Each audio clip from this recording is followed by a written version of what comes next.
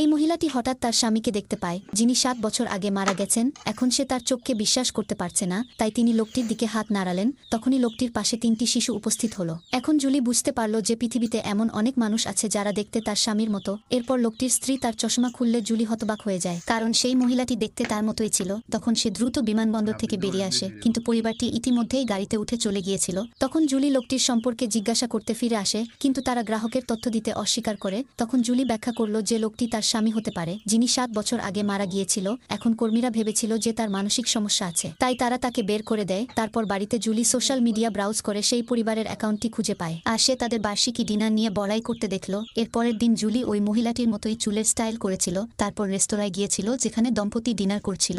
এই সময় মহিলাটিকে টয়লেটে যাওয়ার জন্য উঠতে দেখে। তখন জুলি সাথে সাথে তাকে অনুসরণ করে, কিন্তু এখন মহিলাটি জুলিকে দেখে হতবাক হয়নি, কারণ সে আগে থেকেই জুলির কথা জানত। তাই সে বলল যে অবশেষে আপনি এসেছেন।